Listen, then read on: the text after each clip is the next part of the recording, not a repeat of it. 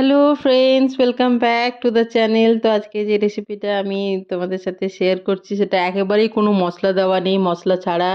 তার জন্য যে সবজিগুলো লাগবে সেগুলো কেটে আমি একটা থালার মধ্যে সাজিয়ে নিয়েছি। আর এদিকে রাত্রেবেলায় ছোলার ডাল ভিজিয়ে রেখেছি, যেহেতু আজকে সবজিটা করব ভেবেছিলাম, তার জন্য অল্প একটুখানি ছোলার ডাল রাত্রে থেকে ভিজিয়ে নিয়েছি। সবজির মধ্যে আছে পেঁপে, তারপরে মিষ্টি কুমড়ো, তারপরে আলু, তারপরে বেগুন, তারপরে একটা উচ্ছে ৪ টুকরো করে নিয়েছি, এটা কাঁচকলা, আর ফুলকপির ডাঁটা। মূলো থাকলে মূলোও দেওয়া যায়, এই আর কি। তো মূলো আমার বাড়িতে এই মুহূর্তে নেই, না থাকলেও কোনো ক্ষতি নেই। তো এই যে ছোলার ডাল রাত্রেবেলায় ভিজিয়ে রেখেছিলাম, সেটা দেখো মিক্সারে ঘুরিয়ে নিচ্ছি সামান্য লবণ দিয়ে, হলুদ টলুদ দিইনি, বাস লবণ দিয়ে। বেশি জল দেওয়া যাবে না আর কি, টাইট করে ঘুরিয়ে নিতে হবে।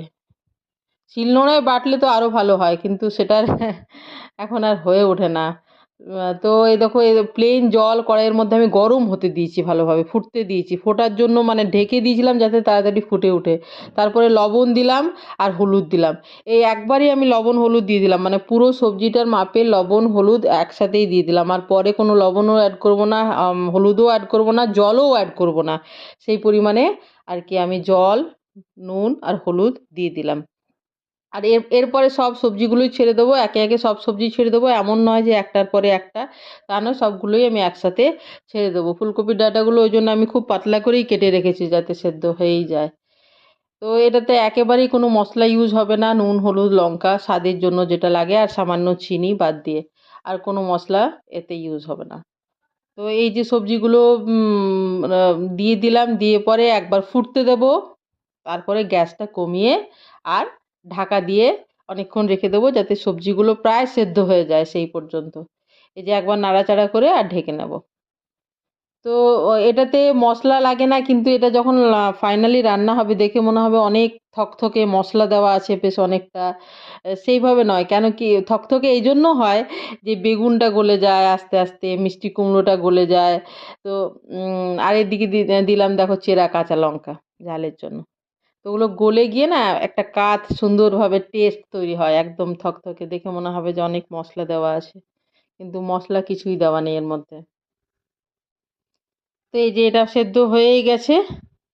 এরপর আমি একটু চিনি দিয়ে দিলাম দেখো, যাতে করে এই যে নুন হলুদ লঙ্কা চিনি সবগুলোর টেস্ট ওই ঝোলের মধ্যে চলে আসে, জলটার মধ্যে।